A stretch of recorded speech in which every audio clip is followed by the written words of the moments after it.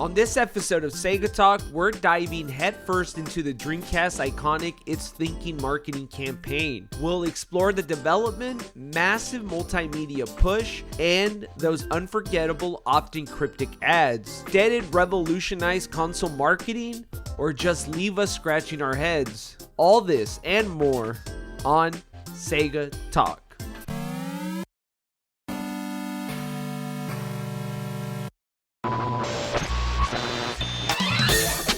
SegaBits presents Sega Talk, a podcast talking all things Sega! With your hosts, George and Barry. Look, it's a giant talking egg. I'm not talking to you. I'm talking to the master here. Say what? Hello and welcome to Sega Talk. I'm your host, George, and with me is the artificial intelligence, Barry. Hey, everybody. So if you guys saw the show, we're talking about the It's Thinking marketing campaign from Sega, which was pretty iconic when it launched in the 90s, late 90s, early 2000s. And it encompassed a ton of ads. Mostly, I think the interesting ones were the commercials. I think the print ads were kind of weak, but we'll look at all of them. But why did I pick this episode? I guess because it was my pick. I picked it because A, it was easy to do notes, which is probably the most important part of when I pick an episode. B, it was iconic, and I really had fun when we did this Segathon Sanshiro episode, which you guys can see here on the YouTube video, a link to. And I think it's a interesting topic to talk about because it's one of those... I guess one of those marketing campaigns that kind of like transitioned over. I feel like there's a few marketing campaigns that kind of live on, and at least with the fans. And this one's definitely one of Sega's, like this one and the Sega Scream and the Sega Does, those kind of things. But what do you think of It's Thinking marketing campaign? I mean, it was pretty broad. You talked about the print ads being kind of disappointing, and yet it definitely felt like a few different marketing teams or whatever like took a crack at it, because it, to be quite honest, didn't feel fully cohesive.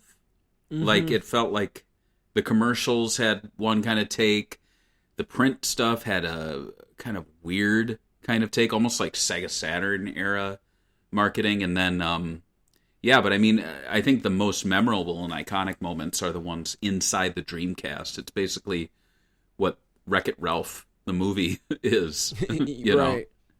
Yeah. I would say, yeah, the inside the Dreamcast was a really good way of like delivering the Sega brand, because it also made all these characters together. Like, even if you were just a Sonic fan, you would see Sonic interacting with a NFL football star because they're doing NFL 2K. So It was pretty cool. And then there was like Virtual Fighter characters. You never see this sort of like crossover with a lot of these companies. So it's cool, especially this early on in the 90s. Like, this is the era where we had to like scrap, like go on, like anytime TV would actually show gameplay footage, it was like a big deal to me, because I was like, you never see just gameplay on TV. And That's true.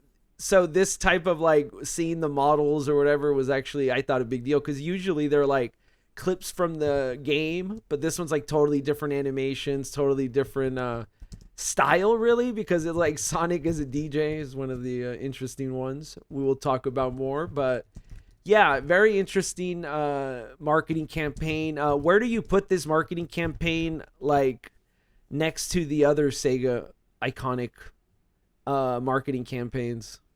That's a good question. I would probably rank it second to Welcome to the Next Level. And I'd probably do Welcome to the Next Level as number one. It's Thinking as number two. Genesis Does What Nintendo Don't as number three. And then, honestly, I struggle because I feel like Game Gear didn't have one. Saturn had some that I just don't think did well at all. But if we're talking Japan, I definitely throw Sega to Sanshiro in there as maybe number 4, just because, I didn't grow up with it, but I definitely respect it.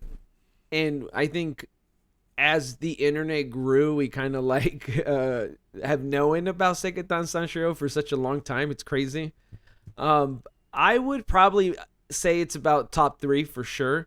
But for me, I think I really love the Sega does, so that's always been my favorite marketing campaign. I just think that's a big reason they kind of, took so much market share when they did. So I'm a big fan of Sega does for sure. So let's talk about a little bit about development and launch. Sega of America developed a campaign with ad agency Foot, Cone, and Belding, FCB in San Francisco.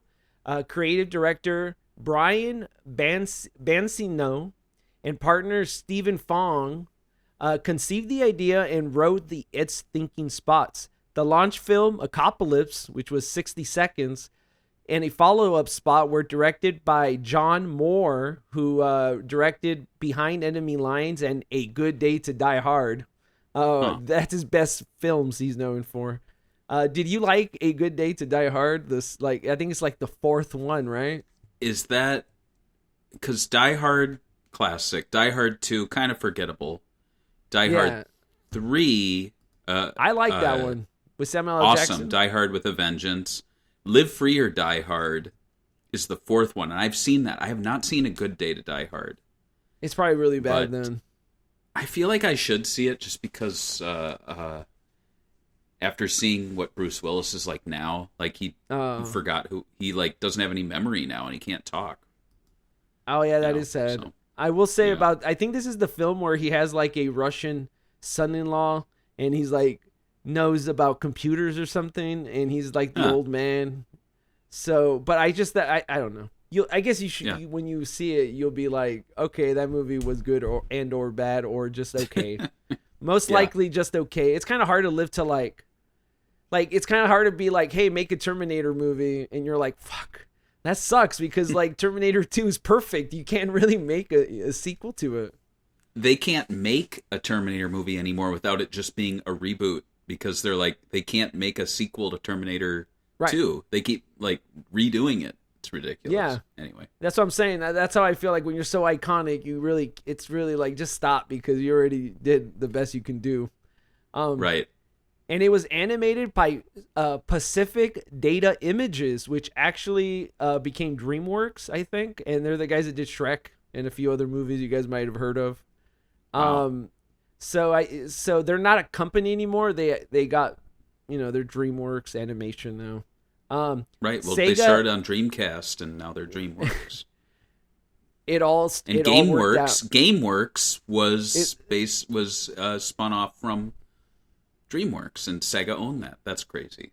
You're sounding like a conspiracy theorist. Sega SVP of Marketing Peter Moore oversaw the strategy with inputs from product head Bernie Stoller, which kind of says why there was some Sega Saturn vibes, since he's the Sega Saturn guy and the guy that launched the Dreamcast. FCB strategists Bonnie Wan, Patrick Kiss, and Jim DiPazza. Pizza. Oh, and Piazza? Is that how you say it? Piazza. Di Piazza, but I want to say the pizza. And John Davis, who crafted the print ads. Sorry, John Davis, but no bueno on those. So, yeah, those are the people in charge of these ads. What are your thoughts on Sega making like bigger choices with like bigger agencies? Because I'm pretty sure Foot, Cone, and Belding are the ones that do those Doritos ads from the early 2000s and those type of ads. Oh. So they like actually went to a big brand, like people that do Coca-Cola and actual big billion-dollar, junk food, basically. Right. Yeah, it's interesting because I think that's pretty common, even as far back as the 70s and 80s, for these campaigns to be handled outside of the company by like an ad agency. But obviously the Sega's creative director, for marketing would have final say and approval, as would, I think, other higher ups, like, the equivalent of like a Tom Kalinske. But as far as like the box art and the like templates they do for that sort of stuff, and maybe even the packaging, that's kind of more in-house typically.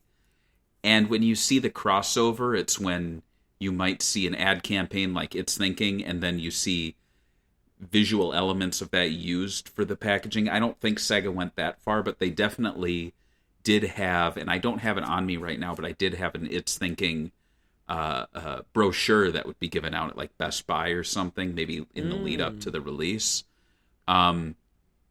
So yeah, it's not uncommon. I actually worked for about 6 months at an ad agency that did all of the Xbox Connect marketing. Yeah, that was interesting. I didn't have time to like seek out the people there, but what's also interesting is I actually met the man who would later become the current creative director for Atari. He was there, and he recognized me from our podcasts. Isn't that funny? Really? Yeah, yeah. He heard my voice. He said, "I'm sorry, your voice sounds familiar. Have I heard you in something?" And I was like, "I do video game podcasts." And he's like, "Oh, the Sega ones." And I'm like, "Yeah." And then he was like, "Oh, cool. I run a video game." Anyway, long story short, like now he's creative director at Atari. It's just so funny. And anyway. yeah, no, that I like that. I would say like the only thing I missed was like having a guy like El Nielsen, even though it's funny going back and watching him do like video interviews and like PR tours and like little creative things, like the more guerrilla marketing. I think the Dreamcast was way more bigger, and I think it really just speaks to how gaming was growing at the time.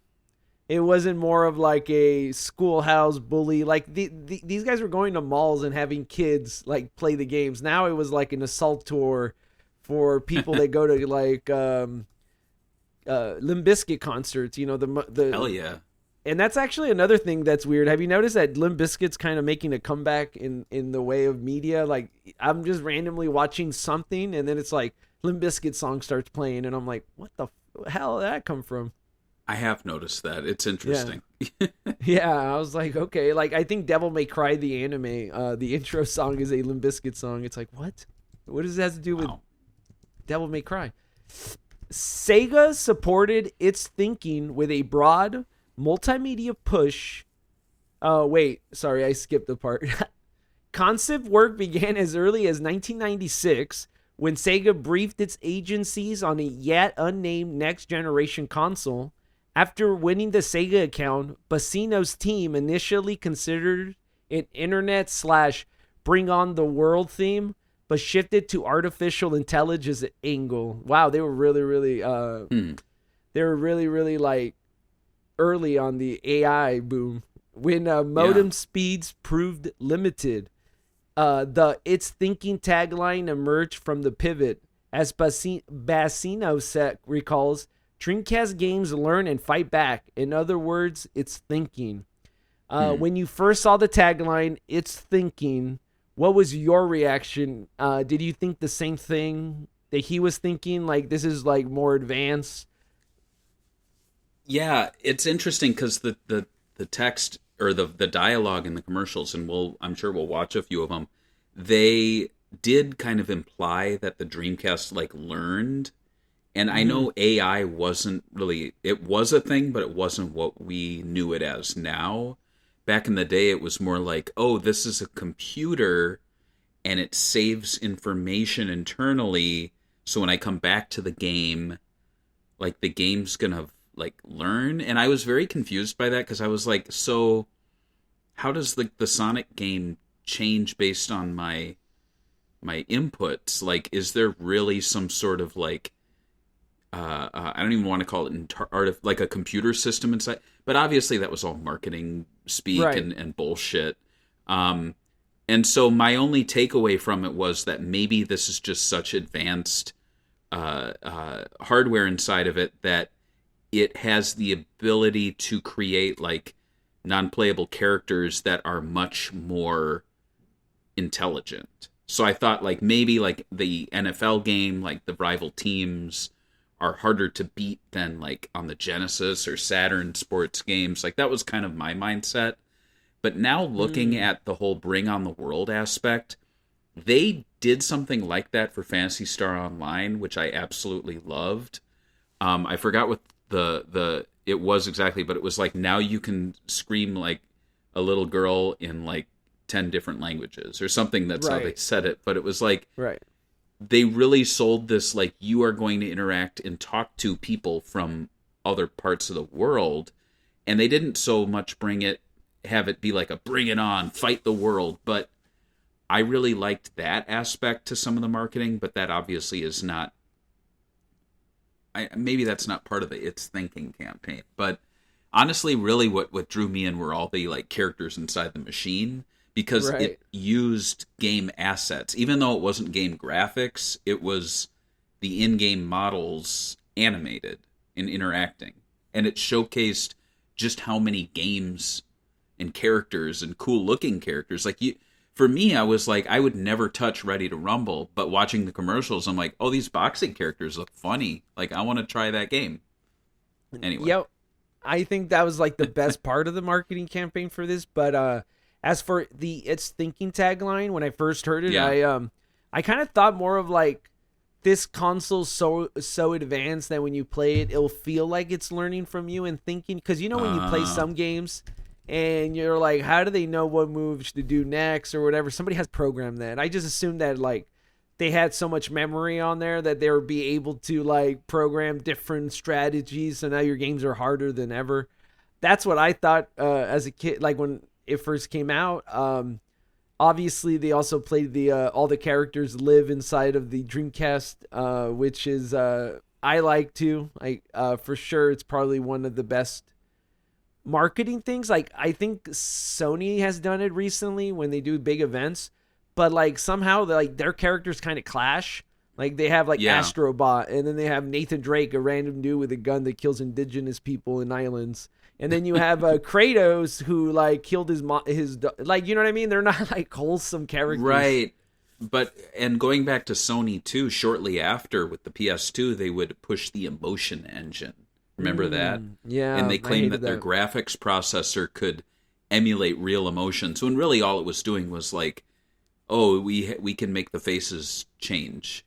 And I'm like, well, yeah, so can Shenmue. Like, it's not anything special to make a character go from happy to sad. But anyway, I guess I did talk to somebody that's really into the PS2, and they said that there is an engine there, and they called it Emotion Engine. I don't know what it does technically, but they're saying it was a little more advanced, but like the way Sony sold it was basically the gimmick, you know, like it's thinking is the Dreamcast is not thinking. Obviously, it's just the tagline. So I think the emotion stuff was dumb, though. I'm going to be honest with you. It was a CPU developed by Sony. So there's actual physical, like if you took apart a PS2, you would find a thing that said EE, Emotion Engine. Yeah. So I always thought, like, why do you want an emotional console? Come on, man. You just want to get in there and play. So it can cry because it knows the Dreamcast is superior. It can cry when you... That would have been a good... marketing campaign, like the PS2 crying. Yeah. Anyway. Sega supported It's Thinking with a broad multimedia push. Major television buys placed Dreamcast ads on youth-oriented networks. MTV, Fox, WB, UPN, ESPN. Sega ran 950 spots on MTV alone from July through March of 2000. And bought airtime during sports events, including Monday Night Wrestling in ESPN, which kind of made sense because they also like really marketed their NFL and NHL and all those other games. The VMA sponsorship with 6 ads shown live was billed as a Super Bowl for young adults. Okay, first of all, you ever see the VMAs, and did you ever go, oh my God, everyone come home to my house after school, we're watching the VMAs tomorrow? I think maybe back in the 2000s, because we had music videos themselves were a lot bigger, and I think they even did video premieres at the VMAs. I could be wrong. I think that's I what could it see was. that. Yeah. I mean, maybe for normal people, but gamers probably not so much. And I think at this point they were trying to get the normies, obviously, not just us that were gonna buy it anyway. Like Sega could have Right. literally just been like, "Here you go, give us the money," and I would have been like, "Okay, let me go ask my mom." Sega targeted gaming media with print campaigns, including magazines like EGM, GamePro, and the obviously official Dreamcast magazine. The pre-launch swirl phase used cryptic ads showing only the logo. Yeah, we know that. The flowery eye, which we'll see. Yeah. While we are Sega fans, so the hype was always there for us, did you notice your peers or other schoolmates at the time actually feel the marketing campaign or talk about the console in a positive way? I think so. I think a lot of people were excited about the online gameplay and how simple Sega made it because, I know other consoles had it, but let's be honest, like PS2 did not make it simple. They were like, you have to buy a thing, and by the time it's not included, you're just like, forget it. And then the amount of games it worked with on the PS2, just abysmal. But you looked at the Dreamcast and it was like, okay, it comes packed with it, so I don't need to buy it. And then anytime I want to play online, I just get a game that has the online gameplay logo on the front. Like, it was so easy. And so I think the modem being included was really big, at least for my peers, because this was around the time that we could be trusted to be online on our own. And the idea of having your own, like for me, when I got my Dreamcast, I basically had my own computer. I had a Pretty mouse, much. I had the keyboard, and I could do the web browsing. And I know it's kind of archaic now, but think back to like 1999 or 2000, what you do on your computer is pretty close to what you do on the web browser in terms of just visiting websites. And the only thing it really kind of, the downside was videos were hard to play.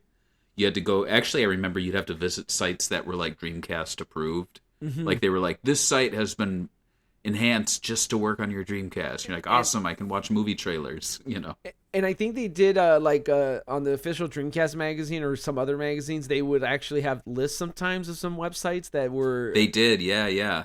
Dreamcast Official approved. Dreamcast magazine, yeah, they would be like, here's some great websites that work really well on your Dreamcast. And yeah, it's cool. Yeah. My school, I knew a few people that bought it. And obviously we would trade games and borrow each other's games, which is great. VMU, it's the only time I actually tried VMU save swaps and stuff, but we really didn't need it though, because first of all, the VMU batteries die so quickly. I didn't have money to always be replenishing them.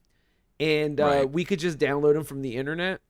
With Planet Web, you could just go on and download saves, which is crazy. I wish you could do that now, because like sometimes I'm playing a game like New Super Mario Brothers. I almost beat the whole game. I got like 80% done, and I accidentally deleted my save.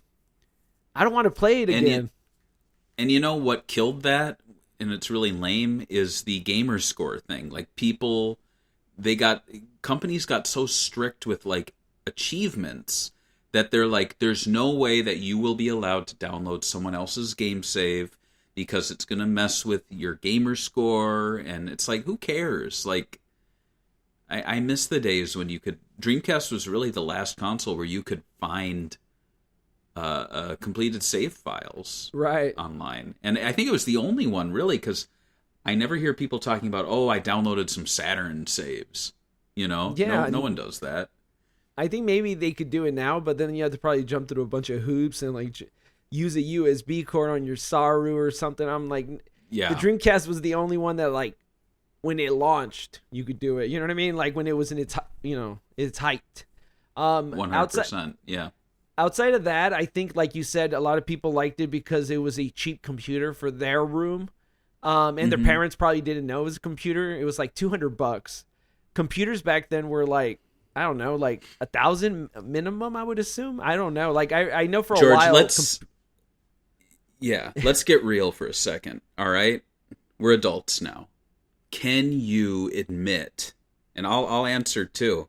Did the adults in your house know it had a web browser? Did they know that? My mom didn't even know what a web browser was. So Did no. did you look at porn on your Dreamcast? Yes. Everyone And I did. think, I mean, we were teenagers, and not only that, um, yeah, my friend was like the only, like, he was the one that I had to go to because, well, first of all, my dad used to be on the phone all the time, so I only had one line, so it was kind of like, oh, man, I can only go on at this time with my 10 hours of like, what's a stupid thing called Net Zero? Oh my God, after my 10 hours of Net Zero, I'm done.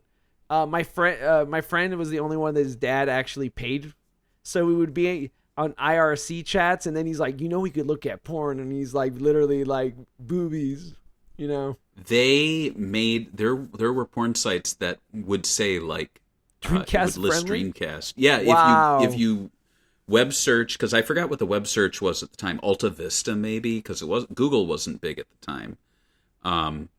But yeah, you would web search Sega Dreamcast porn website, and it would be like these are the websites with like video files that are so small that they'll play in like grainy quality on your Dreamcast within seconds, and you're like, oh, cool, and then it's like the worst, the worst ever. But yeah, and I mean, I'm not ashamed to admit it. Like it was Is kind it of gonna be your on first tombstone? step. Well, no, but it was like your first step into young adulthood to be like, I can be sneaky and look at porn on my Dreamcast, and no one knows because, sorry, it's not thinking. It doesn't save your browser history. It wipes it every time you turn your Dreamcast off. It's only thinking when it matters, not when it doesn't matter. Right. Yeah, so There we I go. was, All right. I also thought that the IRC chat rooms were really, really interesting. Like the idea that you could talk to anyone around the world in the, like Oh, that a was text fun, format. It was crazy, and it was also Sega fans. And you could download any image, including porn, and then paint it on the streets of Shibuya-cho Yeah. in Jet Set Radio. And so, of course, we would go to the raunchiest, those sites where people are like, oh, it's called, like, Tub Girl. You should check it out. And then you check it, and then you're like, I'm going to download this and paint it on the walls in Jet Set Radio. And you'll see, like, and it was so funny because we're like, Beat, what are you doing? And it's like, he's, like, spray painting, like, the nastiest stuff. I won't even say what I have a distinct memory of one image we put up there, and I won't. But yeah, we added text, and it said "eat your carrots." But yeah, anyway. You sound like a soldier that just came back from wars. I won't talk about it, but like I'll do Sega Bits After Dark on our Patreon, and I'll say what we did. All right. You guys check us out on patreon.com/SegaBits for Sega Bits After Darks with Barry. Yeah. Soon. Soon. Partnerships and events. Sega tied the campaign into a wider promotion, a cross-promotion with Pepsi, but Dreamcast Hot Topics ads in movie theaters, which I've never seen, during summer blockbusters, which I'm assuming they're just Dreamcast commercials. Specialty events included the Dreamcast Mobile Assault Tour, which sounds horrible. It's like, we just went around the road assaulting kids to buy a Dreamcast. So they had like a Sega Dan Sanshiro character, maybe? No, I'm joking. A road show with futuristic vehicles and celebrity endorsement programs to seed consoles to influencers. Retail and viral innovations were key. Prior to the launch of the Dreamcast, were demoed at retailers and even available to rent via Hollywood Video. July 1999. Did you remember when you could rent a Dreamcast? Did you ever try to do? I mean, I guess you had one, so you don't have to rent one. I know, it's funny because I don't think it was well advertised because I didn't know about it. But that is wild that you could get it that early. I don't know why I didn't know about it.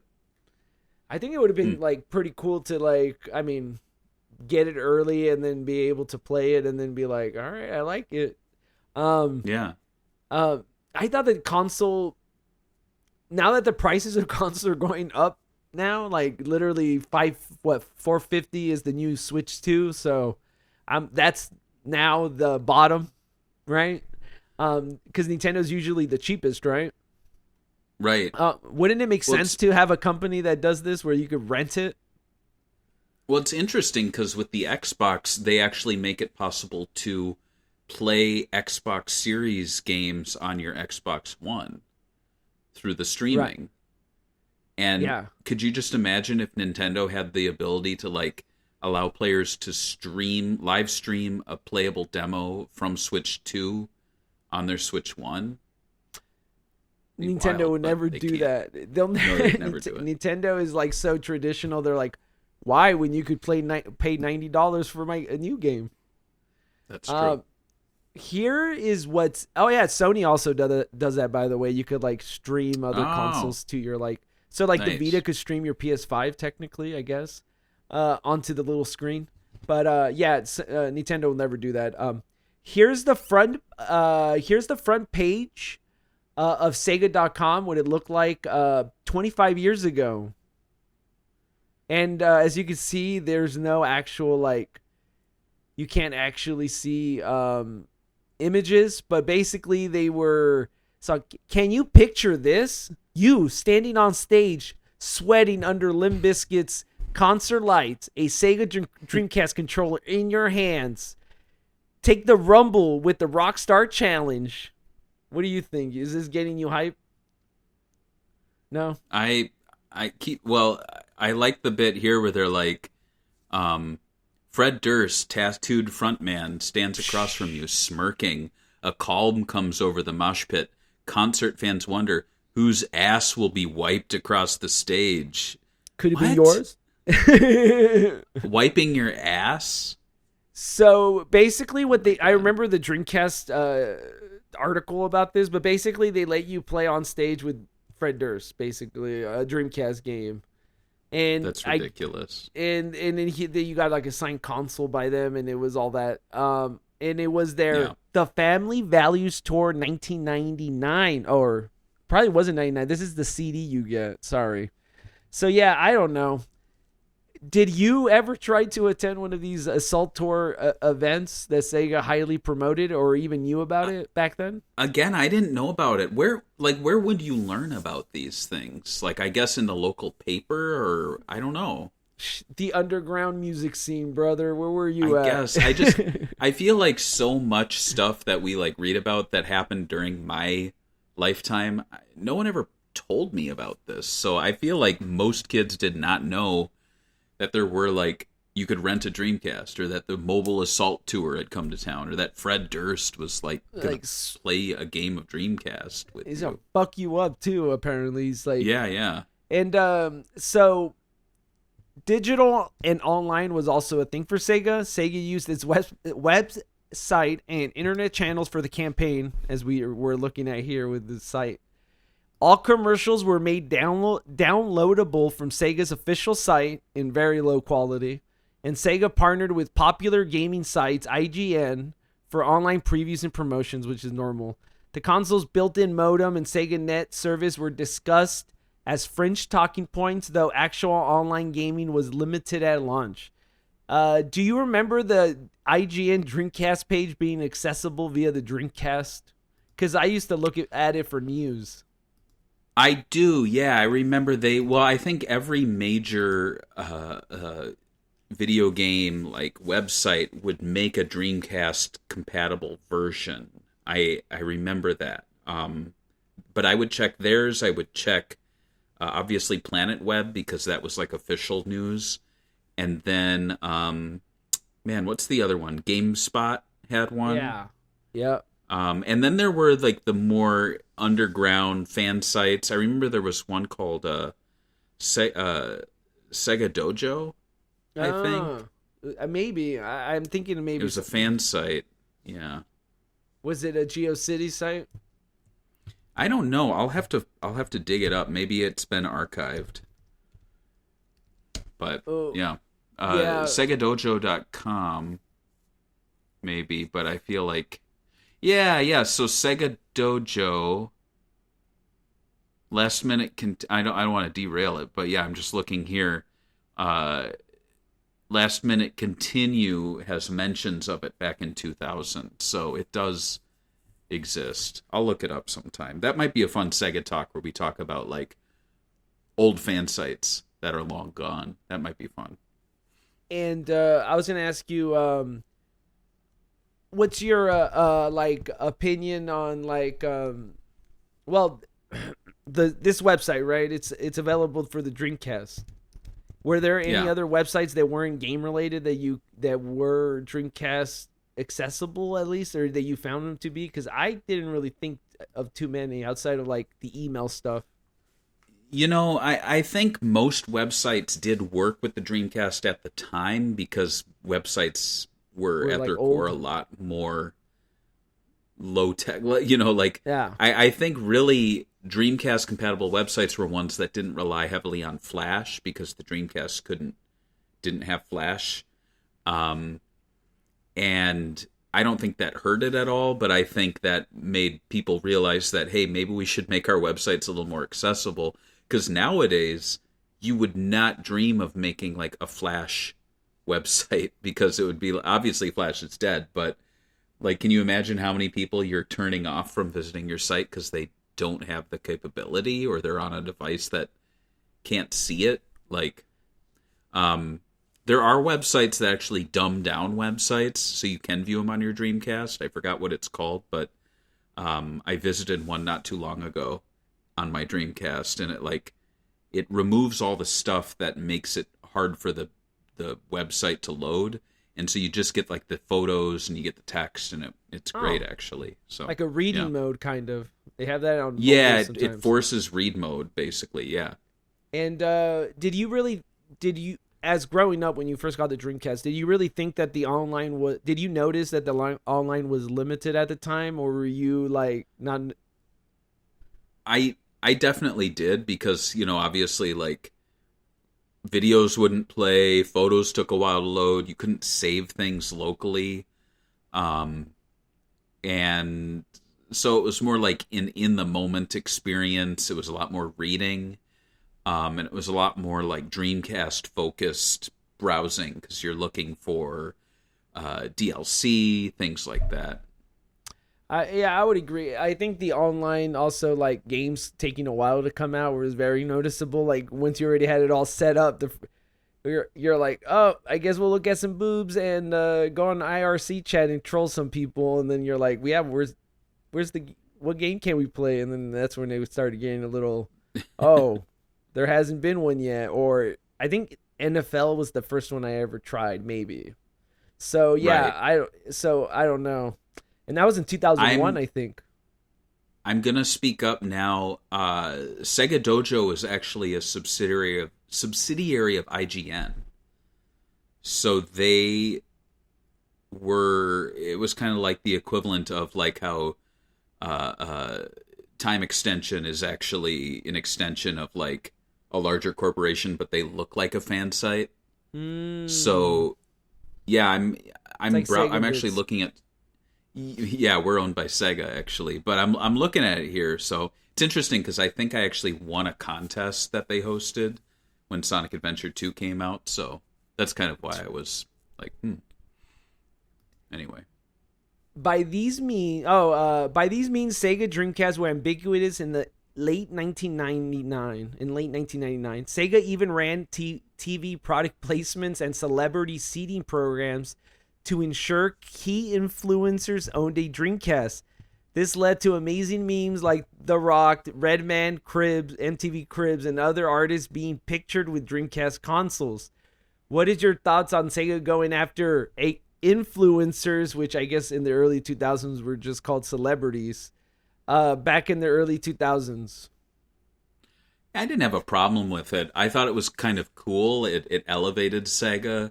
I actually like prefer that sort of thing to nowadays, where it's like, and you and I we complain offline or in I've never DMs about this, complained where in it's my. like, well, you never have, but where it's like something real cool, and they like mail it to someone who we've never heard of, who has very little reach, and it's like, were they a friend of like a Sega staffer? Like, why are they getting this? Because they're not good at like what was one that came to mind, the Paramount Sonic 3 Genesis cartridge. They would send it to people who didn't own Sega Genesis consoles, and the whole point is to play the actual game. So I don't know why they didn't send it to like retro streamers who like play Genesis games on the regular, and instead they're like, oh, it's some guy who has zero connection to the Sega community. It's and weird. not only that, like there's some streamers that actually play not only Sega games but all other games, and like they actually have hardware, and they have like 10,000 people watching them a night. I never heard of them getting it. They would have put it in our they would have at least showed it off, right, in a stream. So that I think it's weird. So in that sense, I kind of prefer the one where they bring in celebrities, because I'm not going to get jealous of, like, I don't know, like who's a celebrity set? Well, The Rock, perfect example.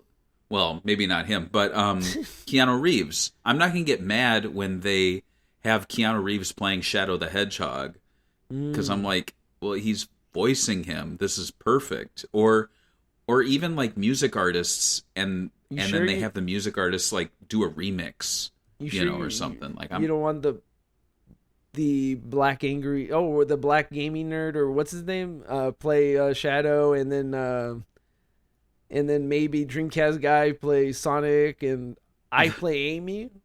That'd be sick. I mean, if we're doing stuff, he's a funny guy, because I've seen him at a few like actual events I've gone to, and the black gaming nerd or the Dreamcast guy.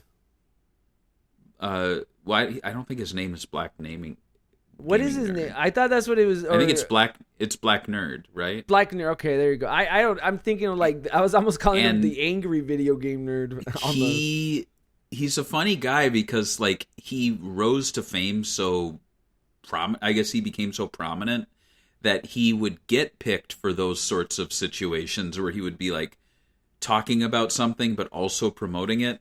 And I remember when Rise of the Teenage Mutant Ninja Turtles was debuted, he was there to like debut the character designs and react, and you could tell he didn't like it, but he couldn't voice it. So he's like, and let's check out Michelangelo. Wow, look at that. That's different. That's cool. That sucks when you like have money invested. Like, it's like at work where they're like, oh, your boss brings in like something that's like terrible, like, check out my art, and you're like, oh, that is amazing. Everyone clap. I can just imagine if Sega brought like me on for like the debut of the Jet Set Radio 3 character designs, and like the first one I'm like, this okay, well, this doesn't look very good. Actually this character's name is changed. They changed their name in the localization in the second one, and looks like they're still going with that. It's, oh my god. And what they'd be like, fire him, get him off stage now. This is why we don't do anything with Sega anymore. This is why we hire shills. Yeah. So let's look at some of the TV commercials. We got a few here. Movies. First one is the E3 promos, which is like, I think this is pretty cool, just to like play in a torture serial killer dungeon or something, because they're just creepy. You'll see. You ready? Yeah, I'm ready. I'll play it. Watch this. I've got a plan. I can beat this thing. Thanks. I hate these. The teeth close up.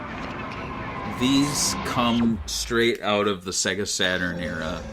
Right. And I don't know why they thought this was a good idea. I don't know why they thought kids liked seeing close-ups of the human body and like weird shadows and shit.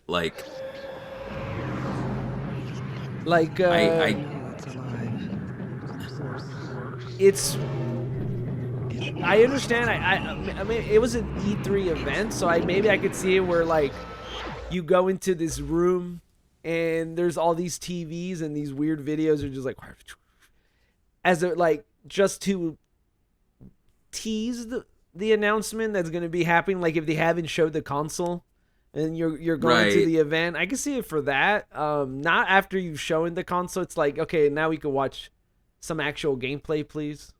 Like, I think that's more interesting. oddly enough. Like, at the time, when I showed people NFL 2K, it was more impressive than anything that some weird marketing zooming into people's teeth could have done, you know?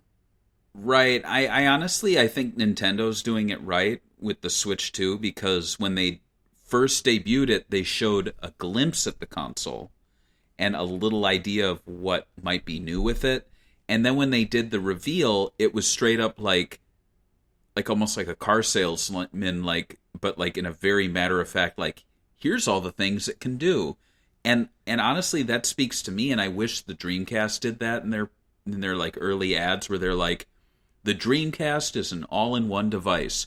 Go online, do this, do that, all in a, like, I think Sega was coming off of the Genesis and the Saturn, and they were consoles that just like what did the Saturn's back little cartridge port do? I don't know. I didn't know as a kid.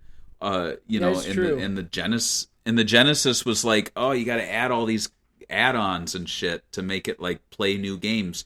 The Dreamcast really should have been, like advertised out of the gate as an all-in-one box, not like a set-top box, but like an all-in-one gaming device where you could play online, you could browse the internet, you could get all of these cool accessories and the VMU. Like, they should have really just plainly sold that instead of showing all these like people's faces in darkness with all this mystery. Like, you're a company with consoles that are constantly struggling. Why do you keep doing this like weird, mysterious, like edgy ads campaign when really you just want people to buy your stuff? And what really spoke to me was like all of the features it had, and that's why the Phantasy Star Online ads really were like exciting to me, because I'm like, oh, I can talk to Japanese people. Like, I can be in America and play a game with Japanese people, and there's a translation like method within this game where I can talk to them. That's so cool.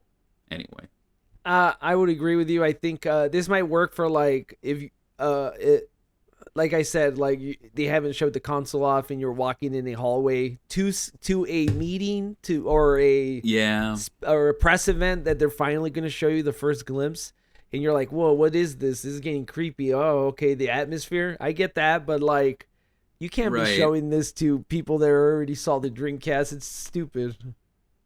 I think the problem with a lot of these like sort of like weird body horror things that they did with Dreamcast and Saturn, and Sony does them too. I think the marketing guys or the ad execs just thought this is what people liked, and I don't think anyone said to them, who is this speaking to? Like, who enjoys this? Because I don't know of any kids who are like, oh, I really like the Saturn ads where like people's bodies would like change and they had like shit floating around their heads. Like, no one talks about that,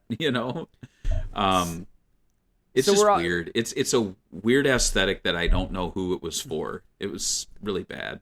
We're bad. We're off to a bad start, but maybe the launch ad will change your mind. Okay, so let's do it. That let's one. do it. This is the day you have trained for. The day you I love it. studied for. Utilize your superior skills. Your superior intelligence. Sit down, rodent. Sarah, baby. Oh, you were one. Don't make me hurt. Whoa. Learn to defeat your ruthless enemy. She's so tall. Hackensack. Brian, you're gonna get root. She's doing the rock eye. It's thinking. Yeah, so that one was just a bunch of characters, and it was selling the Dreamcast. This felt like. What do you think about the a little bit out of dated boxer commenting? He's a little sleazy, I would say. But besides that, that's okay. That's not out of date. That's modern, dude. Come on. You're gonna do that at work tomorrow? That's alpha male. Well, I can't. I work remote, so I can't. I'd have to message someone and say, "Hey, get on a quick video call." So I can harass you. I love this ad. Yeah, right. Because I like the beginning where they clearly they show a hint of the console and flying into it. I think that's really cool. I think the whole swirl thing, like flying through the swirl until you're inside this like mega shopping mall, basically, where every every layer is like a different game, and this like mother brain in the middle is like, it's a little weird, but then once you get to all the characters, you're like, wow, look at all of the different games within the Dreamcast library, and look at these graphics. And as a kid, you would think these are the graphics, and they technically aren't. But like I said, they're using the assets, which I think is really cool. And also, we didn't know at the time, but there were characters in this that we wouldn't see for 2 years. The Floygan brothers. Yep. Like, they didn't come around until the 2001. So it was like lots of weird little Easter eggs. We just, like, Eggman is holding what is it? Heugel Floygan, the smaller one. You see him? At 117, Eggman's actually picking him up and holding on to him. Oh yeah. It's so weird. But like having Ready to Rumble and Virtua Fighter, like together? Oh, and someone's petting Big the Cat. You don't see that too. It's very quick. Someone's patting his head. We need to get these ads in high quality. Like, Sega has to have these somewhere, right? Like, I want to see the models and everything, and like how it. You know who might have them? Darren Wall might have them from Read Only Memory, the books. But he's not going to release them. No, he's probably not. But then, like, finishing this ad, and I don't want to do this for every ad, but I just want to say, like, having Tails interacting with, like, a sports guy, that's really unique. But then when they fly out and the guy's holding the console, it very clearly shows you how small this thing is. And it's so cool. Like, this is, at the time, people need to remember, like, CD players were pretty big. Like, a compact disc player was maybe 2 compact disc players stacked on top of each other would be a Dreamcast. Not only that, it's no joke. It showed you the graphics it does, and it showed you how many games it has and characters it has, and it has an online modem, as you can see right here. And it all is that small, which is pretty much says it all. I did send you a link to another video. This is the actual launch on MTV. It's a 1.5 minute movie. This is the one that was. This is the one that was directed by the guy that did Behind Enemy Gates and what was it? Another Day or Live Free and Die Hard. There you go. Yeah. So let's watch it, and we'll discuss it while it's on. I mean, let's do that. Well enough directed. Sony trying to steal the Dreamcast secrets. Oh, I don't want to do pausing at all, but we could pause it. 1 second in, you can see the Japanese Dreamcast commercials down there with the managing director. Remember the old guy? Oh, yeah. Right there, yeah. Walking around. He's down there. They did like a little shout out to the 1998 campaign. That's so cool. Anyway, all right, let's go. We'll continue it from the 1 second. So the girl's hacking. Yeah. As you do. And she has like the Vegeta Scouter. Yeah. What's his power level? Well, he works at Sega. Oh, it is the PlayStation. Okay, I never noticed the little PlayStation badge. She's the Sony hacker. Yep, Sega Gaga. Yeah, they got her though. She's running out. I like the orange and green. Right. Okay, so she jumps out the window. She's running away. This is a pretty high budget. You gotta.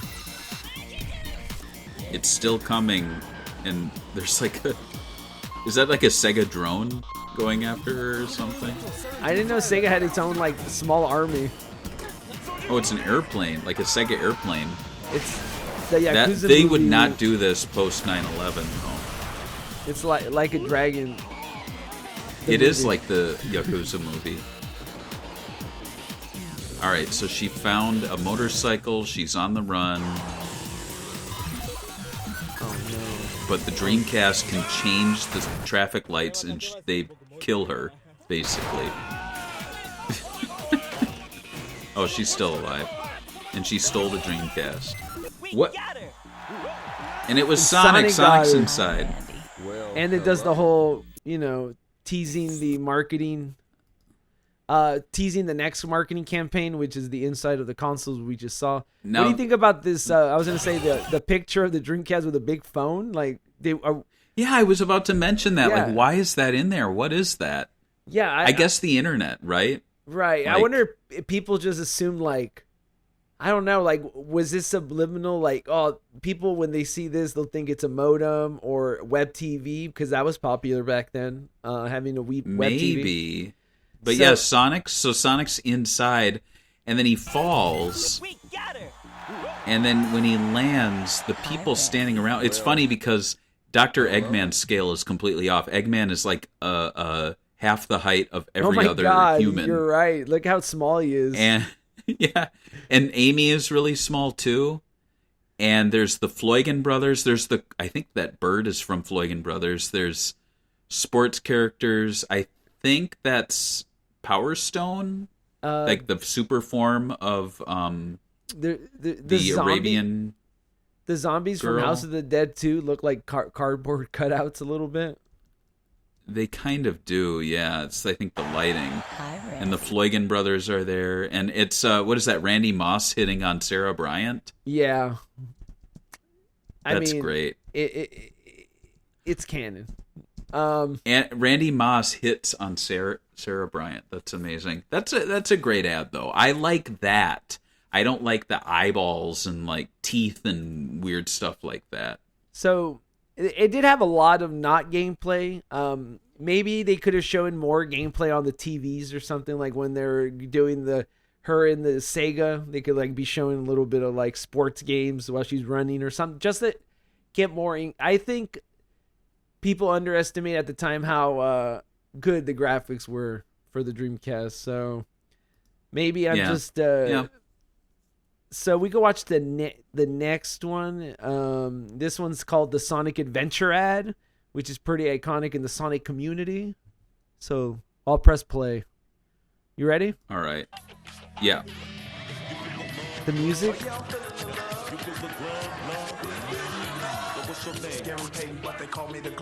But why is he?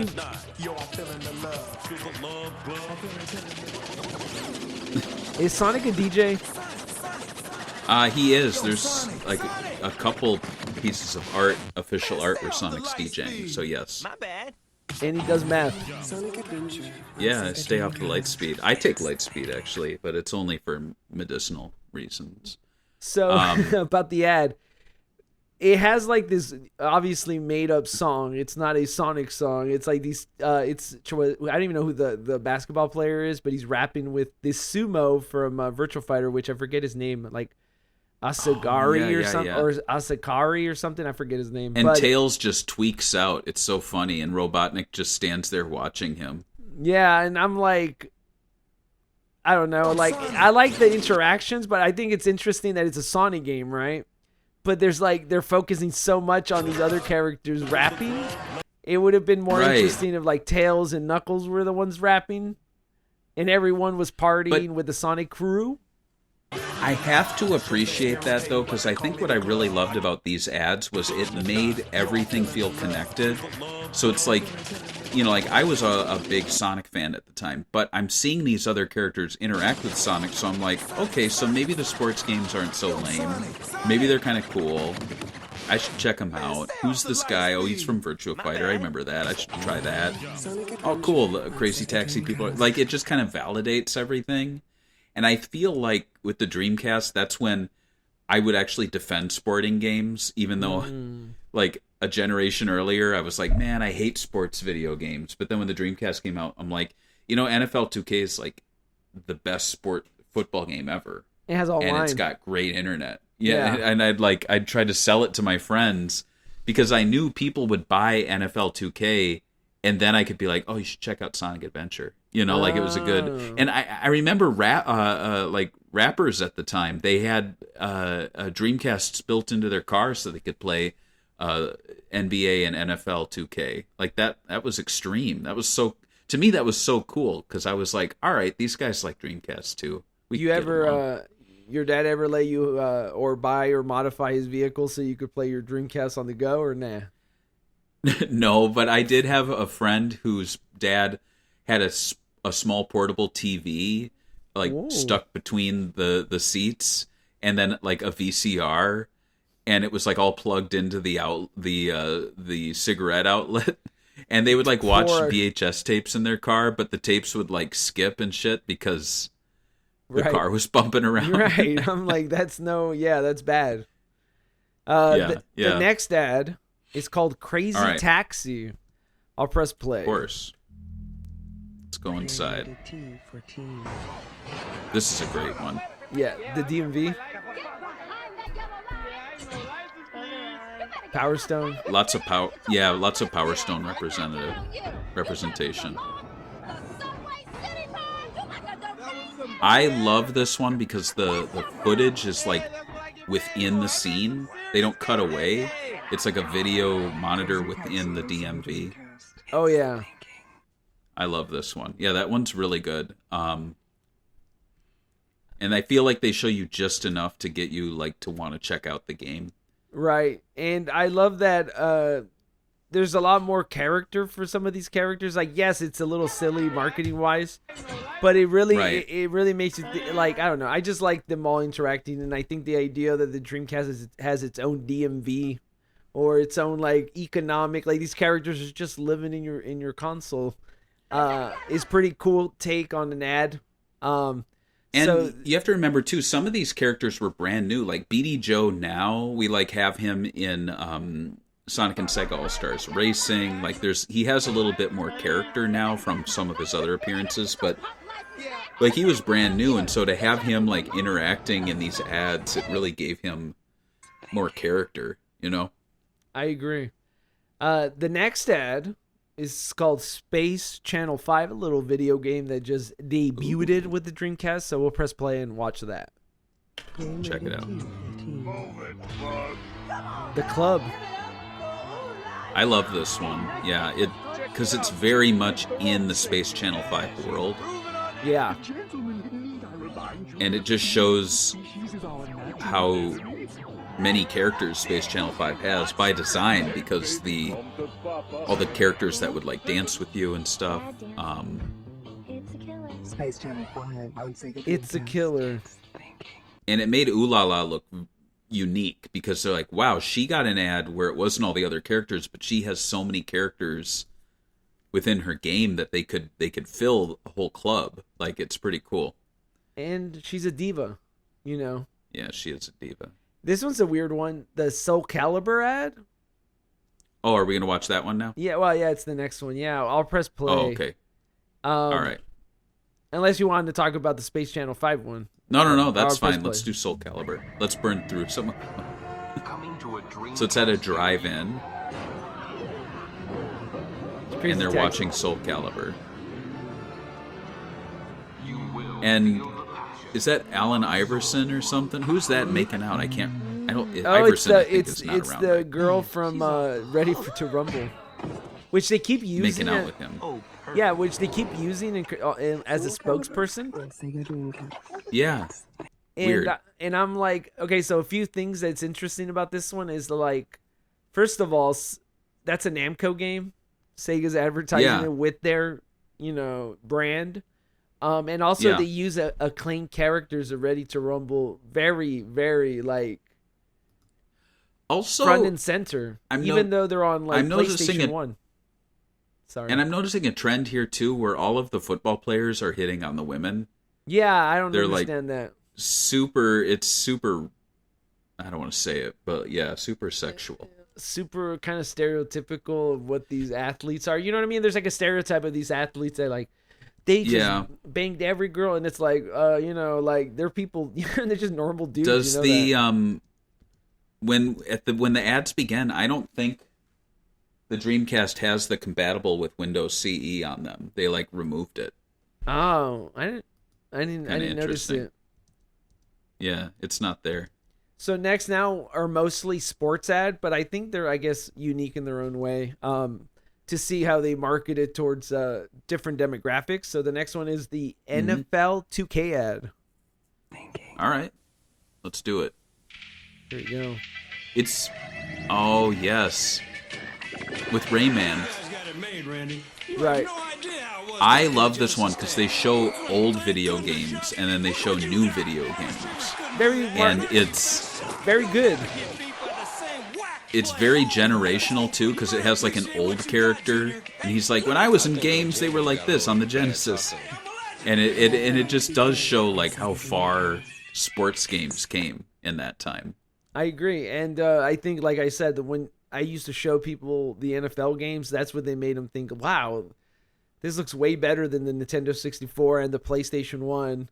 And they even showed you the models interacting with each other, which I think gives it a little more life.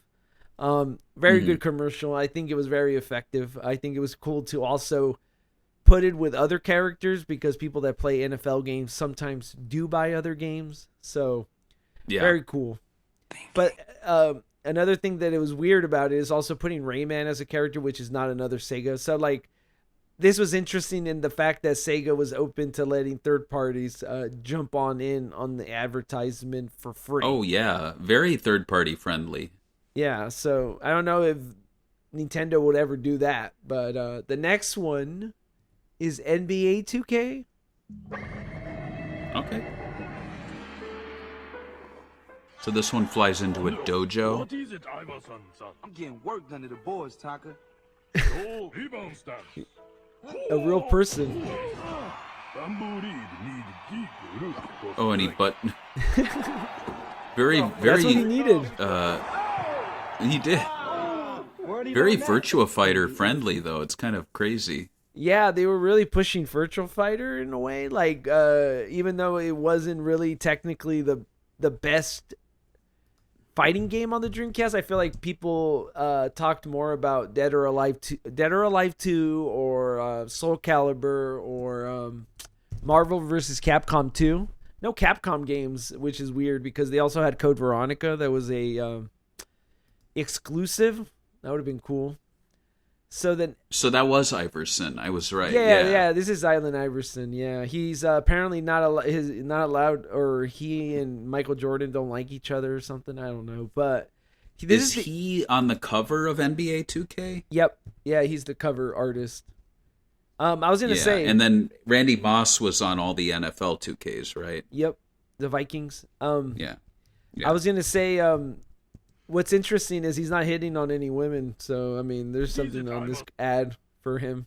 That's interesting. Yeah.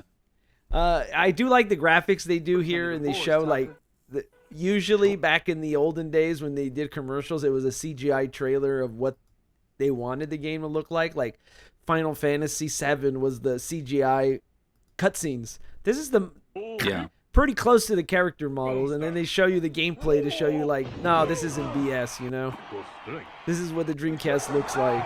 So, very cool. And the fact that a Virtua Fighter character like taught him. Yeah. It's just funny. And it also shows off the multiplayer because it's got 3 dudes sitting there. I don't know. I'm trying to check. I don't think all 3 of them are playing the game because it's only a 2-player game. Yeah, it's 2 people. The other guy's just watching. They don't have any VMUs in there though. Yeah, no career mode saves. Sorry. No.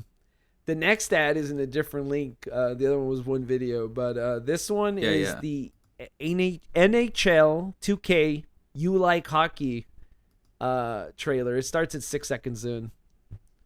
I'll press play. All right, let's do it. Big the Cat, the Towel Boy. Oh yeah, that's great. So this one's interesting because it actually has the characters from the game talking to the kid on the phone. Hello? And they hit on the mom. Yeah, and then but the Sega crossover is only Big the Cat. Big the Cat's the only character to make an appearance, and I don't know if this is before Big became like the meme that he is, but that's such a Big the Cat thing because he would just like randomly appear in spots in later games. I like that he's Big the Cat.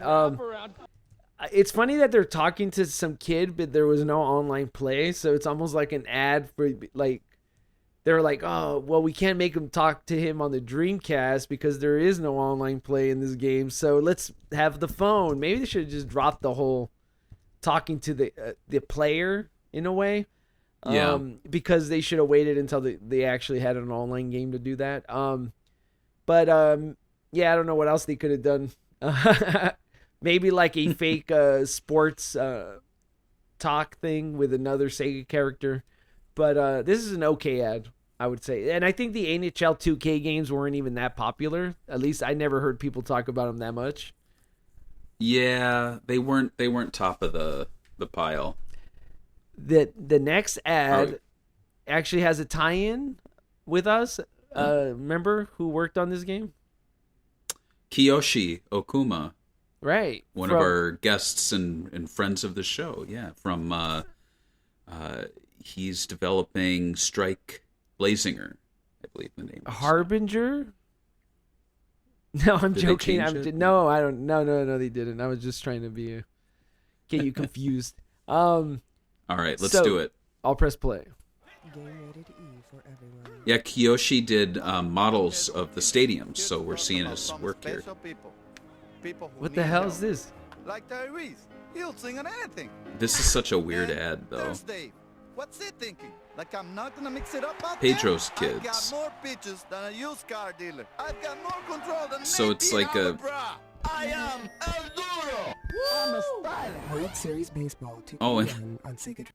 I have to say I've never seen this ad. I've never seen this one either. I thought it was interesting. Maybe they didn't play it that much. It's so Pedro. I don't know the backstory. I'm not a big like sports guy, but it's like a and if you look at when they're panning across, you can see the Crazy Taxi guys setting up the shot. So it's Axel and BD Joe doing the camera and Mike. Oh yeah, you could see them. So they're like visiting the stadium to do this like Tyrese, he'll sing on anything. Pedro's kids like and it's almost like a charity, like please give today to these poor children. But he's making fun of these kids. He's like, "Oh, this But one." he's making swings, fun of them. Yeah, because they're players that play the game, and it's all like the Yeah, Dreamcast yeah. mocks you while you go to sleep. I think is the message here. And like, then he pulls like a Deadpool and like grabs the mic and starts screaming into the camera. That's kind of good though. I like that one. I It mean, works. I never It works with sports, right? Because Yeah. sports are always like egging on the other player. So I think that works.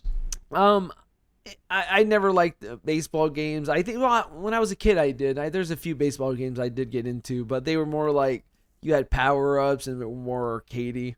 So I don't know if I've ever been to realistic baseball. So Right. the next one is called America Online, and it has nothing to do with the internet service provider that I know a lot of you guys are Nothing to still do with using. AOL. No. Yeah. So let's press play and watch it. This is a classic for It's sure. evening in America. So And across this great land, young men and women It's us. are showing coming together people from all over the through power world. of the internet with Dreamcast one fans. common goal: to Yeah. whoop each other's booties. Sega Dreamcast games are now But it's showing them online. all playing Unleash the online, ultimate horror and a crow of your gets fellow killed. Americans. Jack into SegaNet through your Dreamcast console. This is and the join best your bit, countrymen though, in where the it's- virtual arena. Play NFL 2K They're doing like a heal the world sort of you've thing, never even singing met. into microphones, but it's all the Dreamcast characters whistling. Yep. Without suffering the scent of life. And then the dogs are biting it, which is insane. And Beat is there. I think this is the first time Jet Set Radio It's makes so an much appearance. chaos. SegaNet is born. And suddenly we are one And then a proud gas nation, explosion. indivisible, united in the They made it seem like it's Guy the- just died. anything could happen when you're online. And a Dreamcast, they show a Dreamcast that's been destroyed in their ad, which is really wild. Like the controller cords are completely severed. It's got like, honestly, if you have a junker Dreamcast and you want to like do a custom job, do this, like singe the top of it, and then you can have like a screen accurate America Online ad Dreamcast. But Or you could just sell it. This is the Dreamcast that was used in the ad. from the ad, yeah. But looking, so Seaman actually narrates this ad, which is Yeah. really wild. Of course. I think we talked about it on our Seaman episode, but the voice of Seaman, he was in, I think, Upright Citizens Brigade or something in California. He's a a sketch comic. But yeah, so this it's wild. So this whole group of characters doing this like whistling America the Beautiful are in a studio with a giant SegaNet sign on the wall. And there are... What's really weird is I think throughout all these ads, they got the scale wrong for Sonic and Friends, because E102 is there and he's like at like knee height. He's so tiny. And so is but there's some debuts. So there's Amigos there from Samba de Amigo. Beat is there from Jet Set Radio. And so I really have to imagine that the people making these ads were saying to Sega, let us know of any and every character that you have for a game, even if it hasn't been announced yet. Just to put them in the back? Because we want to give us the assets, because we want to put them in here to make it as crazy as possible. And I have to wonder, like, when this ad debuted, like, was Jet Set Radio, like, well known? Was this, like, people's first look at Beat in action? It could have been. But yeah, Crazy Taxi's there, more aliens, Virtua Fighter. Beat. It's weird seeing Beat not cell shaded. Or have you noticed that a little weird. They've been using the monsters for House of the Dead, but not like G or the human characters ever? That is true. It's like only the zombies got in. Seaman is there. This is an iconic ad. This is I think it's really good. But in the end, as you could tell, this is when they were converting back to the Sega Scream, which they with the crow saying Sega, but it's like a crossover kind of. Who's the guy at 32 seconds in the middle whistling? He's from a first-person shooter, isn't he? Yes, is he from Quake 3. Quake 3, that's right. Yeah. So they're using... What a weird... So it's Allen Iverson, Randy Moss, and the guy from Quake 3 whistling together. You can't have a more iconic trio. With Tails. With Tails. That's as iconic as it gets. But I love this ad for so many reasons, but it shows kids playing multiplayer together. And to see 4 Dreamcast controllers just looks so cool. But I also like it shows people alone playing because they're playing with people. And for me, that was the big thing because I didn't really know I didn't have friends that came over to play games with me. So the online gameplay was a really big deal for me because I had just moved and one of my best friends had a Dreamcast and we lived about 2 hours apart. Oh, dang. So we would do Phantasy Star Online sessions like every weekend. Nice. And so it was... yeah, so it was special. I'm not going to cry. Don't cry. Don't let these bastards see you cry. The next one is NFL 2K1. This one's called New York Jets Fans. Let's play it. So it looks like footage at some sort of like party. It's just in New York bar. It's in Jersey. Yeah, and then it cuts away to gameplay. But they're actually on a TV within the Vikings locker room within the Dreamcast. And the Vikings are really mad. So I mean, and then the guys had Sega. That's all right. It's weird that they didn't fly into the Dreamcast or out of it anymore. No, this is more of the transition. That's why it wasn't in the It's Thinking ads. But I still put them in here because it has some aspects of it, like the characters talking to the camera and that kind of thing. Mm-hmm. It still takes the best aspects of it. And this one's interesting because everyone hates New York Jets fans. New York Jets aren't even in New York. They're in Jersey. So that's why they have these annoying Jersey guys. Sorry, New York Jets fans. You guys have whatever. If you like the Jets, I'm sorry, but you know I'm right. Anyway, the next one. And what do you think about shaving their back? This is like back to the early 90s Sega. Yeah, it's fine. I like the Sega Scream and everything, but I feel like they should have leaned more into the It's Thinking and kind of pick a lane. Right. Like, I know people get excited now when Sega throws in a Sega Scream in an ad, and for me it's like kind of a little eye roll because it's like either stick with it or move on. I don't know. the last ad. I like it. I don't want to sound like I don't like it, but I think all right, all these last one. All these ads, none of them. I mean, outside of the E3 promos with the weird faces, have been terrible. Like, I think some of them are just not as good as other. But I've never seen one of these ads, and I'm like, oh my god, what were they thinking? This is the worst thing I've ever seen. So let's look at the last one. NBA 2K1 validation, all capitals. All right, let's do it. We're the Laker lads of Glendale, California. We're Laker rejoicing in our lads. victory over Allen Iverson and the 76ers. Validation for the Lakers. Validation. So it's got these 4 guys who look like Mormons. church. They look like Mormons or church boys. Yeah. Remember Benson?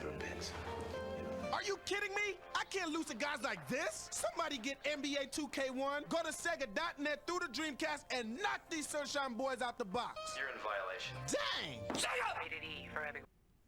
Oh, and they're spanking each other. Yeah, I think that's what Okay. you do when you join a cult. I will say, I guess. the idea behind the ads is basically that there's annoying people on the internet and you should get on with your friends and beat these people, which I guess is a good Right. selling point to the online feature. It's funny because I think that the game calling you and talking shit about you in the NHL one in the beginning was better, but I can see Right. where they're going for here. It's just kind of jarring sometimes to see the Allen Iverson as a 3D model talk to real life people.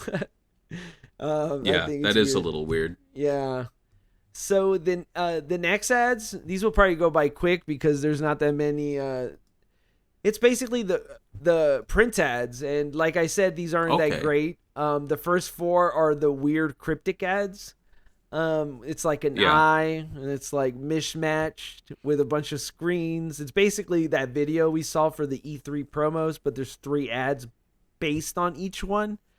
The designs of the ads are fine. Like everything like looks clean and nice, but I don't think it Yeah. sells the Dreamcast as a marketing product. Like graphic design wise, the guy did everything he could, but none of these scream I want to buy a Dreamcast out of the first 4. I think, yeah, of these 4, I mean, what they really showcase is someone's, at the time in 99's, like, graphical abilities to utilize Photoshop to make very interesting imagery. Mm-hmm.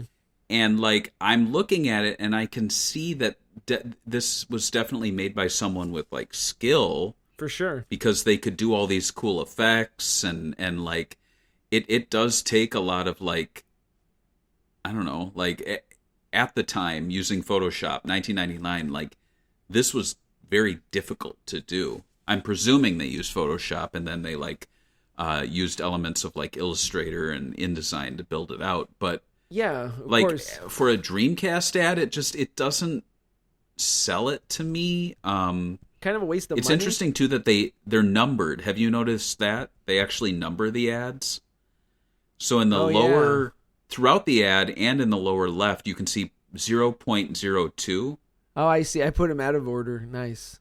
No, that's so yeah, and then 0.03 and then What do you think 0.01. What do you think about the eyeball that's just like a Dreamcast logo on an eyeball and that's it? You know it's alive. Worse, it knows it's alive. Even if your memory doesn't fail you, it can't help you, and then outsmarting it will only make it smarter. Like it I don't know. It's very like kind of high level, heady, and also is that Braille within the 99.99? Do you see that? Let me look. I have it. There's small. like Oh, it is Braille. Yeah, so there's all these like weird little things going on. It kind of reminds me of Wipeout, the lower portions where they would use like where the Designers Republic who did the Wipeout in-game assets, but also or in-game graphics, but also ad campaigns. They really like to lean into like showing the actual barcodes, showing the CMYK like print values, which are appearing on these ads, like. I think it's cool and all, but I don't know if it's what you want for a console launch for a company that has been struggling in the last generation. Why? Well, this is why I said that the actual commercials were actually really well done compared to the print ads. Right. Yeah. So now looking at this fifth image. Let's go to the other one. This one I call these the Dreamcast display ads. We'll look at them. These are the ones I own. So this is that brochure I talked about. Okay, so this is from the brochure. Okay, I didn't even know. I've never seen these before, so I was like, where the F did these come from? Were these in ads? And since Sega and I like these because it. Sega right, Retro yeah, doesn't have PDFs right now, so I can't go back and look at where they were from. So that's why I didn't know. And it's interesting because this one is 0.01 again. MK 50,000, like all these weird, I don't know what they mean. There's like bits of like code or something. It says A/MH. I kind of want to feed this into like ChatGPT and be like, what it gives you back. What is the meaning behind all these numbers and symbols and stuff? Like it decodes the whole thing. It's done. I've used it for decoding things before. I would be like, what is this? Like the Braille, I bet it could do. But I do. What I do like is I was gonna say I do like the one where it has all the game screenshots and it says it's already figuring out how to beat you. That's like the best print ad they've done on this whole thing. For sure, yeah. I love that. My favorite part of this print piece is that it clearly lays out the accessories. So it's like, here's the controller, here's the VMU, here's where the modem is.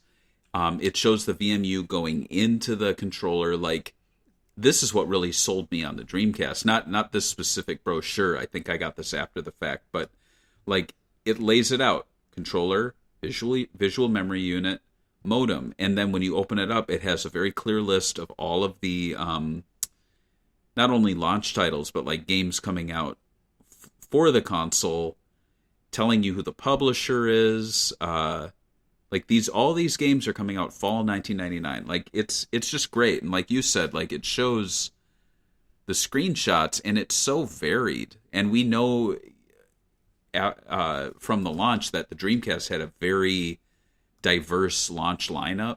Like you look here and it's like satisfying every genre really. So yeah, I love this print ad. I think this is a great use of that. It's thinking aesthetic, but I can't say the same for those early print ads. So the ending of the show is the reception and impact, and I had one of the AI things research this for me because you're gonna get canceled. I decided to do it because I think we're biased in impact. So I was like, well, I wonder what an unbiased AI, at least unbiased in Sega, hopefully. And we were actually in the notes that it gave me back, so let's do it. That's interesting. The campaign achieved high visibility and strong initial sales, but the effectiveness and sustaining momentum is debated. In sales terms, the launch was record-setting. Sega sold 225,132 units in 1999 or 9999 and made $98.4 million.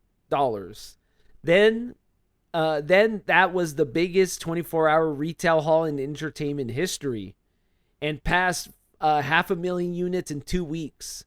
I think that the Switch 2 did like 2 million in like 48 hours. So it really shows you how much larger video gaming is now. By early 1999, over 1 million Dreamcast units were sold in North America. That's pretty good in a couple months. Mm-hmm. And passed 500,000 in 2 weeks. That was November. Pre-orders had topped 300,000 at $25 each, which I forgot that companies make money off of pre-orders. Dwarfing even PlayStation launch orders, which were 100,000 in 1994. These figures imply that the marketing blitz successfully generated a buzz and retailer sell-through. Critics and gamers offered mixed feedbacks. Many fans remember the ads fondly. Sega Bits calls the commercials great, and notes the VMA spot went viral long before YouTube. The edgy, irrelevant tone, whispered threats, and softly spoken tagline was praised by outlets like Sci-Fi, which noted the ads had a throwback, edgy, and weird smartass style in the line of Sega's rebellious image. The Apocalypse spot in particular, the girl stealing the Dreamcast, was admired for its cinematics and scope. However, retrospective analysis often faulted the campaign's clarity. Sega Retro observes that not showing the console or games for several weeks, many consumers were confused or unaware of what the Dreamcast was. Do you agree with that, though? That people didn't understand what it was, or the Dreamcast at least? I don't know if that really hurt it. Because and the tagline itself, its thinking, was sometimes dismissed as cryptic marketing speak, which I could see that. Probably. Yeah. Time Extension bluntly calls it complete marketing nonsense. I guess, I mean, it was marketing nonsense. The console wasn't really thinking. I think them saying it's more advanced than other consoles, and that's why they say it was thinking. I think that's valid enough in a marketing standpoint. Yeah. Also, marketing lies to you. I don't know if you guys knew that. I'm sorry to tell you guys that, but like, if you guys buy a new Honda, you're not going to be going out in the desert with your friends, drinking juice and doing cool camping adventures. Sorry, guys. Damn. In practice, once the PlayStation loomed, Sega's momentum faded. By 2000, declining sales forced price cuts and shift in branding. Sega quietly abandoned its thinking around September 2000 in favor of the traditional Sega Screen branding. In sum, the campaign was succeeded in raising awareness. Dreamcast was highly visible at launch. It just kind of goes back to what we already went through. So, what do you think about I think this is Gemini or Chat GPT, one of those, using us as a source, even though we're using it as a source. So now we know each other. Like, what's up, AI? Yeah, I was about to cancel you for even daring to use AI, but now that AI has included us, then I fully embrace it, and I think AI art is art, and we should hang it in museums. And honestly, I think museums should just be VR headsets with all the art made by AI. That'd be great. Maybe we have the first That'd be terrible. Smithsonian AI art museum. It's an AI art Smithsonian. Like, all it does is like a awful tablet that just streams all the like new images people generated. It would just be like brain rot memes, basically. Pretty much, yeah. Yeah. So, yeah. Anything you want to add about the It's Thinking 9999 campaign? Well, I mean, it was definitely unique, but it was also definitely a product of the time. I would say my biggest takeaways is that Sega, I was surprised to learn, I didn't realize this, that they really moved away from It's Thinking pretty quickly and just leaned into the early 90s, like Sega making naughty jokes and like shaving people's back and stuff. And I don't know, I actually kind of like the It's Thinking, and I like the mysteriousness of it because it was different from the Sega of the past. It felt a little more grown up, and I don't mind the ads themselves having these like funny moments between the characters, but I like the bookending of the ads with the It's Thinking. Kind of a shame they got rid of it so quickly. But yeah, our Patreon pals have some comments. Would you like me to read those? Of course, please. All right. So if you support us on Patreon at any level, you can have your memories shared. And George, too, I was going to point something out. Is it true that you turned on something where people can like buy individual episodes if they want to hear them early? I mean, that was a joke. I just wanted to see if the feature worked. I'm going to take it off. I think it's weird to sell like an episode for $2. I just put it up because that was like, it asked me, and I think I was tired. and I couldn't get past the screen. It wouldn't leave me alone. So I was just like, oh, okay, $2, leave me alone, and I'll paste it. So I guess there is one. Just do a monthly. Someone did buy it though. Why? Don't buy it. No. I'm saying so. If you support us, why are you telling people don't give us money? I'd rather them support the show monthly. I'm sorry.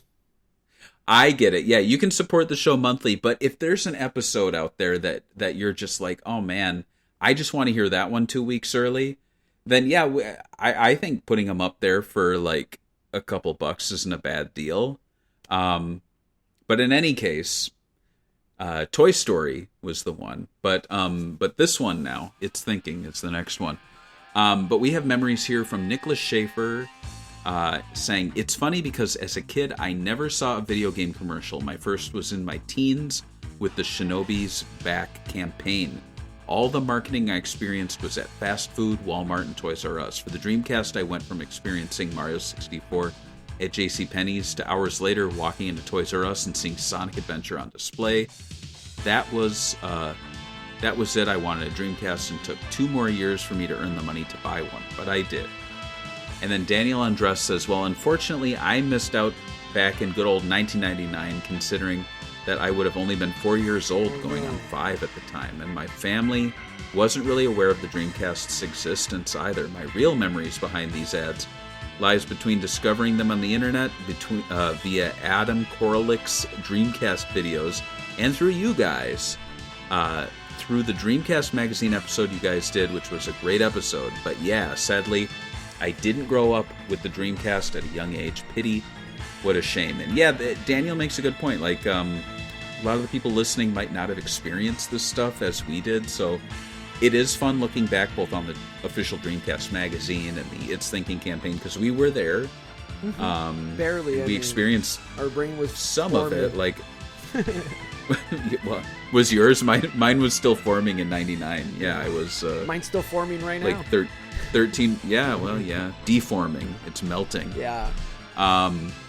But yeah, that was a lot of fun. And the next episode, I've been debating, but I think we're going to cover Sonic Advance 2. Because Sonic Advance was like episode 50-something. And Daniel Andres, our Patreon picker, has Sonic Advance 3 on his list here, but we haven't covered 2. So I feel bad doing 3 when we haven't done 2. So that's what we're going to talk about on the next Sega Talk, Sonic Advance 2. So get that GBA out, and we'll see you then. Thanks you guys for watching. Catch you on the next one. Bye. Bye.